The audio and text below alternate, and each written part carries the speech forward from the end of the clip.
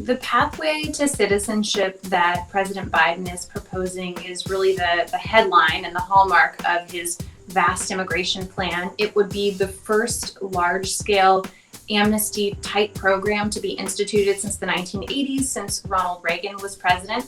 And it basically offers an 8-year window in which most undocumented immigrants can ultimately obtain a green card and then get to full citizenship status. And it even includes a fast track option for certain groups such as DACA recipients or Dreamers and certain farm workers who qualify. So it's really hard to overstate the significance of such a policy if it ends up being implemented right, because you're thinking about millions of people who for many years have been living in the shadows. That means that they may not have access to driver's licenses. They certainly may not have access to, working jobs that pay minimum wage or higher. They might be being paid much less than that because they're working under the table. They don't have access to worker protections.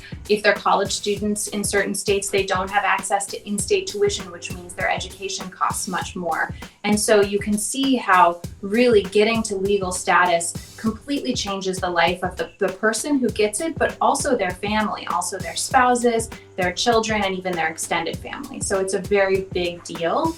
The bill that President Biden has introduced is much broader, though, than that pathway to citizenship we've been talking about. It has big symbolic changes and big substantive changes. So in the category of symbolic, let's talk about his proposal to change the word alien, to remove it from all federal immigration law. That's the way currently that the federal government refers to immigrants. And he wants to change that to non-citizen. That might seem like a small thing when you're just looking at it on first blush, but when you think about the message that immigrants have been receiving over the last 4 years under President Trump, you can really get a sense of how it's a dramatic about face, and it says to people that, you're welcome here, that we're not considering you an alien, that we're acknowledging your non-citizen status, but that you two are part of our society. And I do think that'll have real impacts, because I spent a lot of time reporting on how the impacts of President Trump's rhetoric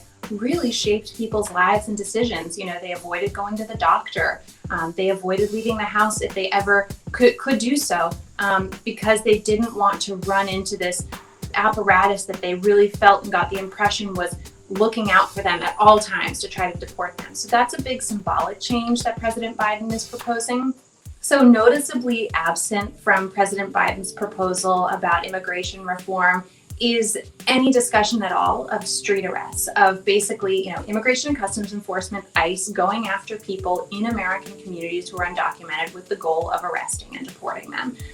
As your viewers know, that was a major theme of the last 4 years and has been a centerpiece of almost every Republican proposal of immigration reform in recent memory. But it's not just Republicans who have historically linked law enforcement to immigration policy. The Obama administration did the exact same thing. As people may remember, his approach to immigration reform was one that really, right out of the gate, offered a lot of concessions and a lot of compromises with Republicans in hopes that that strategy would allow the two sides to come together and get a bill passed. And it's one of the things that President Obama has been most criticized about during his administration, is the failure to ever get that passed. And so you see the Biden administration learning from that failure and trying a very different tack. And so you see no connection, no addressing of street arrests. Certainly, he's not trying to abolish ICE. He's not trying to get rid of the option for the federal government to go after undocumented immigrants. But instead, he's proposing, look, we're going to focus our efforts on allowing people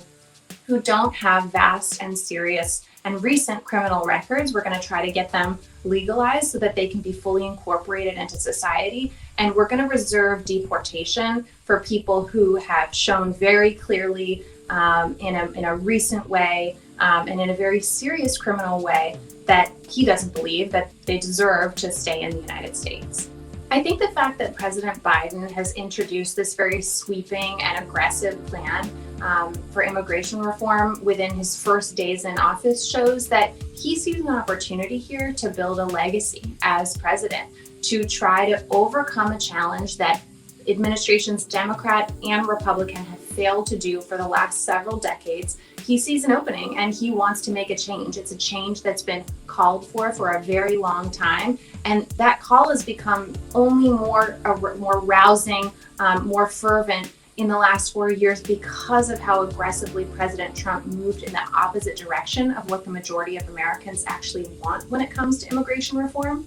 So I think that's probably the primary reason that the Biden administration has started here. But there's another important fact, which is timing, which is that the Democrats have a lead, a very narrow lead, but a lead nonetheless in Congress, which means that he has a short opportunity right now as president to try to implement laws and implement very big changes that he may not have even 2 years from now, depending on how the next midterm elections go. And so I think it's really the combination of those two things that have led us to this moment of, a potentially historic change.